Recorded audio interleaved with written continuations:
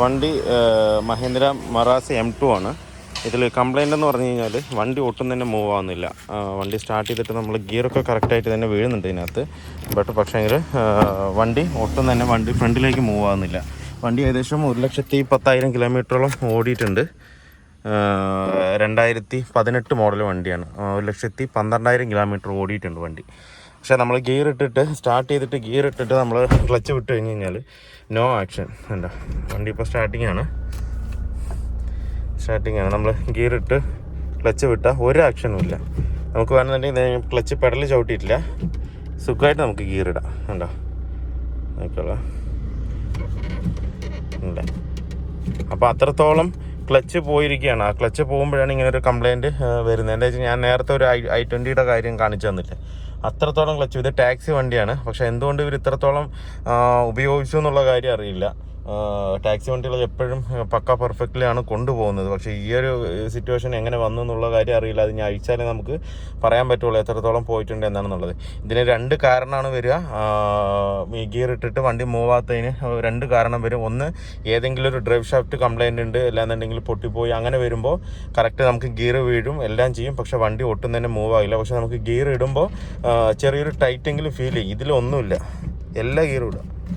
Reverse, 4th, 5th എല്ലാം ഇടാം. കണ്ടില്ലേ, എല്ലാ ഗിയറും ഇടാം. പക്ഷേ ഡ്രൈവ് ഷാഫ്റ്റ് ഒക്കെ പോയതാണെന്നുണ്ടെങ്കിൽ ചെറിയൊരു കടി അതിനകത്ത് ഫീൽ ചെയ്യും. 4th ഗിയറൊക്കെ ഇടുമ്പോൾ ചെറിയൊരു ടൈറ്റ് അതിനകത്ത് വരും. പക്ഷേ ഇത് ഒട്ടും തന്നെ ഇല്ല. എന്താ വെച്ചാൽ ക്ലച്ച് ഗിയർ ബോക്സിൽ നിന്ന് പവർ ഔട്ടാകുന്നതല്ല, വീലിലേക്ക് ഒട്ടും തന്നെ ഔട്ടാകുന്നില്ല. ഇനിയിപ്പോൾ എന്തായാലും നമുക്ക് ഗിയർ ബോക്സ് ഇറക്കിയിട്ട് നോക്കാം എന്താ കംപ്ലയിൻറ്റ് വന്നിരിക്കുന്നത്, എന്താ പ്രശ്നം പറ്റിയിരിക്കണം എന്നുള്ളത് നോക്കാം. പറഞ്ഞു കഴിഞ്ഞാൽ നമുക്ക് പെട്ടെന്ന് തന്നെ തുടക്കം കിട്ടും. ഇതിനകത്ത് നമുക്ക് റേസ് ആകുന്നതൊക്കെ ആയിട്ട് നല്ലോണം ഫീൽ ആവും. പക്ഷേങ്കിൽ ശ്രദ്ധിക്കാതെ ഓടുമ്പോഴാണ് ഇങ്ങനെ ബ്രേക്ക് ഡൗൺ. ഇതിപ്പോൾ മധുരയല്ല, ഏതൊരു സ്ഥലം പറഞ്ഞു, ദിണ്ടുക്കല്ലിൽ നിന്നാണ് ഇത് കെട്ടിവലിച്ച് വണ്ടി കൊണ്ടുവന്നിരിക്കുന്നത് നമ്മുടെ വർക്ക്ഷോപ്പിലേക്ക്. ഇവിടെ നിന്ന് ദിണ്ടുക്കല്ലിലേക്ക് ഏകദേശം ഒരു 180 കിലോമീറ്റർ ഉണ്ട്. അവിടെ നിന്ന് ടോയിൻ ചെയ്തിട്ടാണ് ഇപ്പോൾ വർക്ക്ഷോപ്പിൽ കൊണ്ടുവന്നത്. നമ്മുടെ കസ്റ്റമറാണ്, നമ്മൾ സ്ഥിരം ചെയ്യുന്നതാണ്, ഇവിടെ നമ്മുടെ തൊട്ടടുത്തുള്ളത് തന്നെയാണ്. ഇങ്ങോട്ട് കെട്ടിവലിച്ച് കൊണ്ടുവന്നിരിക്കുന്നത്. അപ്പോൾ ഈ ഒരു അവസ്ഥ എന്ന് പറയുന്നത് കെട്ടിവലിച്ച് കൊണ്ടുവരുന്നത് ഭയങ്കര ബുദ്ധിമുട്ടാണ്. എന്തായാലും നമുക്ക് അഴിച്ച് നോക്കാം. നമ്മളിപ്പോൾ ഇതിൻ്റെ ക്ലച്ച് സെറ്റ് കംപ്ലീറ്റ് ആയിട്ട് ഇറക്കിയിട്ടുണ്ട്. ഇറക്കിയാൽ ഇത് കംപ്ലീറ്റ് ആയിട്ട് പോയിരിക്കുകയാണ്. ആണല്ലേ, ഒന്നുമില്ല ഇതിൽ ക്ലച്ച്. അതുകൊണ്ട് അത്രത്തോളം നമ്മൾ ക്ലച്ച് വിടുമ്പോഴും മറ്റേ വണ്ടി ഒട്ടും തന്നെ മൂവ് ആതിരുന്നത് അതാണ് കംപ്ലൈൻറ്റ്. പക്ഷേ 2 സൈഡും പൊതുവേ നമ്മൾക്ക് ഈ പ്ലേറ്റിൻ്റെ ഈ കവറിൻ്റെ സൈഡാണ് കൂടുതലായിട്ട് തേയ്മാനം വരിക. ഇത് 2 സൈഡും മൊത്തം ഉണ്ടോ, അത്രയ്ക്കും തേഞ്ഞോണ്ടിരിക്കുക. താഴെ ഇട്ടാൽ മൊത്തം പൊടിഞ്ഞു പോകും. ആ ഒരവസ്ഥയിൽ ഒന്നുമില്ല, ഒട്ടുമില്ല.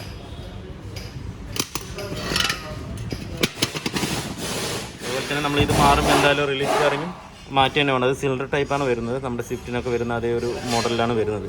അപ്പോൾ ഇതും സെറ്റോട് കൂടി മാറ്റി തന്നെ വേണം. എന്താ വെച്ച് കഴിഞ്ഞാൽ ഇനിയിപ്പോൾ നമ്മൾ പുതിയ ക്ലച്ച് ഇട്ടിട്ട് ഇത് മാറ്റാതിരുന്ന് കഴിഞ്ഞാൽ നാളത്തേക്ക് ഇത് ലീക്ക് ആയി കഴിഞ്ഞാൽ വീണ്ടും ഇതുപോലെ ഗിയർ ബോക്സ് ഇറക്കുക. ഇതിന് ഗിയർ ബോക്സ് ഇറക്കുക എന്ന് പറഞ്ഞാൽ ഇത്തിരി ചടങ്ങ് പിടിച്ച പണിയാണ്. എന്താ വെച്ച് കഴിഞ്ഞാൽ അടിയിലെ ക്രോസ് കാര്യങ്ങൾ കംപ്ലീറ്റ് ഇറക്കിയാൽ മാത്രമേ ഈ ഗിയർ ബോക്സ് പുറത്ത് വരുള്ളൂ. അപ്പോൾ അതുകൊണ്ട് ഇറക്കാൻ ഇത്തിരി ബുദ്ധിമുട്ടാകും. അപ്പോൾ ഇറക്കുന്ന സമയത്ത് അതിൻ്റെ എല്ലാ പാർട്ടുകളും നമുക്ക് ഓവറോൾ ചെയ്തിരുന്നതായിരിക്കും ബെറ്റർ. എടുത്തിരിക്കുന്ന ക്ലച്ച് ക്ലച്ച് തന്നെയാണ് എടുത്തിരിക്കുന്നത്, ജെന്യൂൻ പാർട്ട് തന്നെയാണ് എടുത്തിരിക്കുന്നത്. 4,600 രൂപയോളം റേറ്റ് വരുന്നുണ്ട് ഇതിന്. ഉണ്ടല്ലേ, ഒറിജിനൽ മഹീന്ദ്രയുടെ സാധനം തന്നെയാണ്. ഇതാണ് ക്ലച്ച് വരുന്നത്.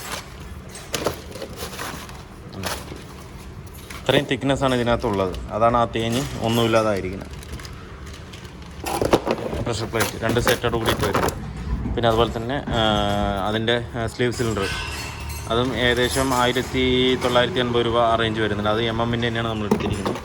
വേണ്ട, ഈ ടൈപ്പാണ്. എന്തായാലും ഇനിയിപ്പോൾ ഇത് അതിനകത്ത് കയറ്റാം.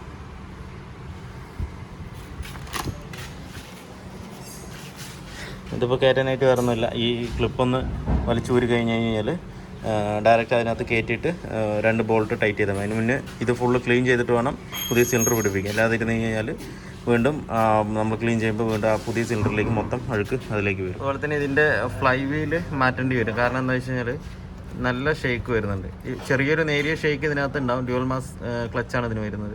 അതുകൊണ്ട് ചെറിയൊരു ഷേക്ക് ഇതിനകത്ത് ഉണ്ടാവും. പക്ഷേ ഇത് ഓവറായിട്ടാണ് കാണിക്കുന്നത്. അപ്പോൾ നമുക്ക് ഇതിൻ്റെ ഫ്ലൈ വീൽ കൂടെ മാറ്റേണ്ടതായിട്ടുണ്ടാവും. ഇതാണ് ഇപ്പോൾ നമ്മൾ പുതിയ ഫ്ലൈ വീൽ എത്തിയിട്ടുണ്ട്. ഏകദേശം ഇതിന് റേറ്റ് MRP കാണുന്നില്ല. 21 രൂപയോളം വരുന്നുണ്ട്, 20,800ഓളം വരുന്നുണ്ട്. ആ വേണ്ട 20,812 രൂപ റേറ്റ് വരുന്നുണ്ട്. ഇതിൽ കംപ്ലയിൻ്റ് എന്ന് പറഞ്ഞു കഴിഞ്ഞാൽ നമ്മുടെ ഈ ഷെയ്ക്ക് ചെറുതായിട്ടുണ്ട്. ഇതിൽ ഹെവിയാണ്, ഇതിൽ ഒരു ടൈറ്റോട് കൂടിയിട്ടാണ് ഷെയ്ക്ക് ആവുന്നത്. പക്ഷേ നോർമൽ ചെറിയൊരു ഷെയ്ക്ക് മാത്രമേ ഇതിനകത്തുള്ളൂ.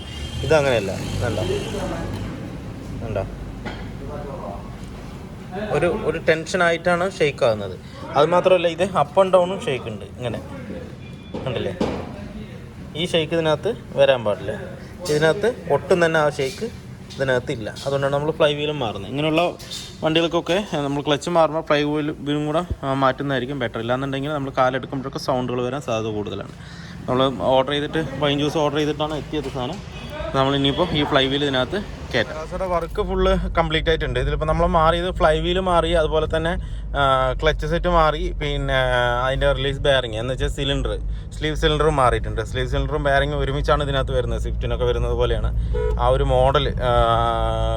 അപ്പോൾ ഇത്രയും 3 സാധനങ്ങൾ, ക്ലച്ചിൻ്റെ സാധനങ്ങളാണ് നമ്മളിപ്പോൾ ഇതിനകത്ത് മാറ്റിയിട്ടുള്ളത്. ഇതിൻ്റെ ക്ലച്ച് അഴിക്കുക എന്ന് പറഞ്ഞാൽ ക്രോസും കാര്യങ്ങളും സസ്പെൻഷൻ കംപ്ലീറ്റ് ഇറക്കിയാൽ മാത്രമേ നമുക്ക് ക്ലച്ച് സെറ്റ് മാറാൻ പറ്റുള്ളൂ. അത്രയും വർക്കുണ്ട് ഇതിനകത്ത്. അപ്പോൾ ആ വർക്ക് കഴിഞ്ഞ് കംപ്ലീറ്റ് സെറ്റ് ചെയ്തിട്ടുണ്ട്. നമ്മൾ ഇപ്പോൾ റഫ് റോട്ടിൽ ഓടിച്ച് കൊടുക്കുകയാണ്.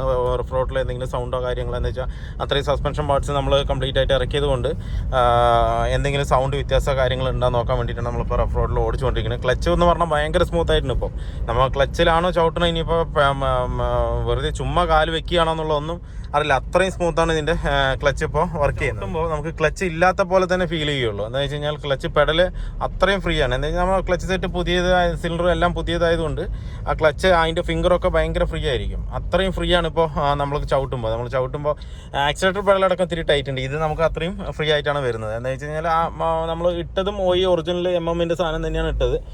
ക്ലച്ച് സെറ്റിന് ഏകദേശം 4,000 ചില്ലാൻ രൂപ റേറ്റ് വന്നിട്ടുണ്ടായിരുന്നു ക്ലച്ച് സെറ്റിന്. അതുപോലെ ഫ്ലൈ വീലിന് 20,800 രൂപ ആ റേഞ്ച് നമുക്ക് ഫ്ലൈ വീലിനും വന്നിട്ടുണ്ട്. പിന്നെ സിലിണ്ടറിന് ഏകദേശം 2,000-3,000 അങ്ങോട്ട് വരുന്നുണ്ട്. കറക്റ്റായിട്ട് നോക്കണം, അത് നോക്കിയിട്ടില്ല. ഏകദേശം ആ റേറ്റ് വരുന്നുണ്ട്. വണ്ടി ഇപ്പോൾ പക്ക ഓക്കെയാണ്. അതുപോലെ തന്നെ നേരത്തെ വണ്ടി റണ്ണിങ് ഇല്ലാതെ വന്ന വണ്ടിയാണ്. എന്താ വെച്ച് കഴിഞ്ഞാൽ ക്ലച്ച് അത്രത്തോളം അതിനകത്ത് പോയിട്ടുണ്ട്. ഞാൻ കാണിച്ചു തന്നല്ലോ ക്ലച്ചിൻ്റെ കണ്ടീഷൻ അത്രത്തോളം പോയിട്ടുണ്ട്. എന്താ വെച്ച് കഴിഞ്ഞാൽ ഈ ടാക്സി വണ്ടികളൊന്നും പൊതുവെ ഇങ്ങനെ വരാറില്ല. എന്താ വെച്ചാൽ തുടക്കത്തിൽ തന്നെ അവർ മാറ്റി വിടുന്നതാണ്. പക്ഷേ ഈ വണ്ടിക്ക് എന്ത് പറ്റിയെന്നുള്ളത് അറിയില്ല. പക്ക പോയി എന്ന് പറഞ്ഞാൽ വണ്ടി ഒട്ടും തന്നെ നീങ്ങില്ല. നമുക്ക് സ്റ്റാർട്ടിങ്ങിൽ തന്നെ ഗിയർ ഇടാം. നോർമലായിട്ട് സ്റ്റാർട്ടിങ്ങിൽ തന്നെ ഗിയർ ഇടാം. അത്രയും ഫ്രീ ആയിരുന്നു, അത്രയും സ്ലിപ്പായിരുന്നു അതിനകത്ത്. നമ്മൾ കംപ്ലീറ്റ് സെറ്റും ഇപ്പോൾ അതിനകത്ത് മാറുന്നു. ഫ്ലൈ വീൽ എന്തായാലും ക്ലച്ച് മാറുമ്പോൾ ഫ്ലൈ വീൽ ഇങ്ങനെയുള്ള വണ്ടികളുടെ ഫ്ലൈ വീൽ കൂടെ മാറേണ്ടതായിട്ടുണ്ട്. അപ്പോൾ നമ്മൾ അതും കൂടെ സെറ്റ് ചെയ്തിട്ടുണ്ട്. പിന്നെ ആ ഭാഗം നോക്കേണ്ട ആവശ്യമില്ല.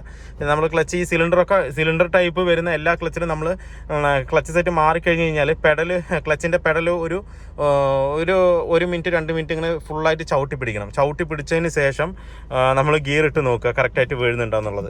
എന്താണെന്ന് വെച്ചാൽ നമ്മൾ സെറ്റ് ചെയ്ത ഭാഗത്ത് എവിടെയെങ്കിലും എയർ ലീക്ക് ഉണ്ടെന്നുണ്ടെങ്കിൽ, എന്തെങ്കിലും ഒരു ക്ലിപ്പിൻ്റെയോ അല്ലാന്നുണ്ടെങ്കിൽ ബോൾട്ട് ഇട്ട് എവിടെയോ എന്തെങ്കിലും ഒരു എയർ ലീക്ക് ഉണ്ടെന്നുണ്ടെങ്കിൽ നമ്മൾ ഈ ക്ലച്ച് ചവിട്ടി പിടിക്കുന്നതോട് കൂടിയിട്ട് അത് റിലീസായി പോകും. പറഞ്ഞാൽ ക്ലച്ച് ബാക്ക് വന്നാൽ പിന്നെ നമുക്ക് ഗിയർ ഇടാൻ പറ്റില്ല. അത് നമ്മൾ പ്രത്യേകിച്ച് എപ്പോഴും ചെക്ക് ചെയ്യണം.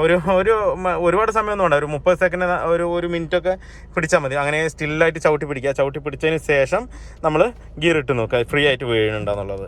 അങ്ങനെ വീഴുന്നുണ്ടെങ്കിൽ ഗിയർ പക്കയായിട്ട് വീഴുന്നുണ്ടെന്നുണ്ടെങ്കിൽ എവിടെയും എയർ ഗ്യാപ്പില്ല, അതുപോലെ തന്നെ ക്ലച്ച് ലീക്കില്ല എന്നുള്ളതാണ് അതിൻ്റെ അർത്ഥം.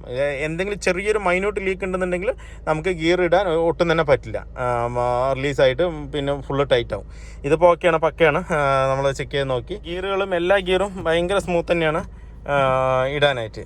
അല്ലേ, റിവേഴ്സ് എല്ലാം ഒരു കടിയില്ലാതെ കറക്റ്റായിട്ട് വീഴുന്നുണ്ട്.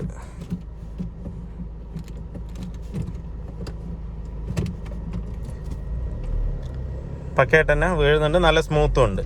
ക്ലച്ചും അതുപോലെ പെഡൽ ഈ ഹൈഡ്രോളിക് ടൈപ്പ് ഇൻഡിഗോ ഇങ്ങനെയുള്ള വണ്ടിക്കൊക്കെ, സ്വിഫ്റ്റിനൊക്കെ ആണെന്നുണ്ടെങ്കിൽ പെഡൽ നല്ലോണം കയറി നിൽക്കും.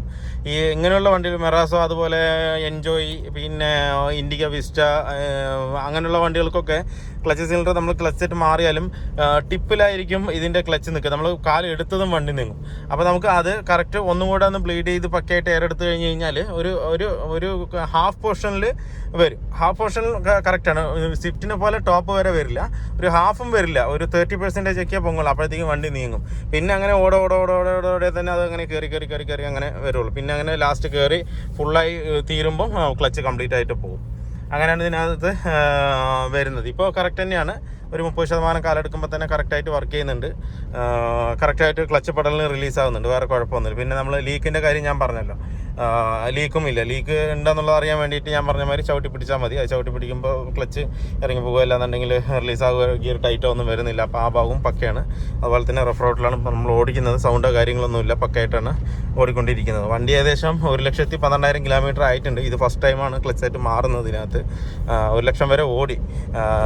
സാധാരണപ്പെട്ട നമ്മളൊക്കെ ഓടിക്കുകയാണെന്നുണ്ടെങ്കിൽ ഏകദേശം ഒരു 80-70 നമ്മൾ ക്ലച്ച് സെറ്റ് തീർക്കും, ഒക്കെ ചവിട്ടി പിടിച്ച് അങ്ങനെയൊക്കെ. ടാക്സി ആയതുകൊണ്ടാണ് ഇത്ര ഓടിയിരിക്കുന്നത്. പക്ഷേ നേരത്തെ ചെയ്യണമായിരുന്നു. അങ്ങനെയാണെന്നുണ്ടെങ്കിൽ ഇത് ഏകദേശം ഒരു 160 കിലോമീറ്റർ മുന്നേ കെട്ടി വെച്ചിട്ട് നമ്മുടെ വർക്ക്ഷോപ്പിലേക്ക് കൊണ്ടുവന്നാണ് വണ്ടി. നമ്മുടെ അവിടുത്തെ വണ്ടി തന്നെയാണ്, അത് അവിടെ നിന്ന് ചെയ്യാതെ നമ്മുടെ അടുത്തേക്ക് തന്നെ കൊണ്ടുവന്നാണ്.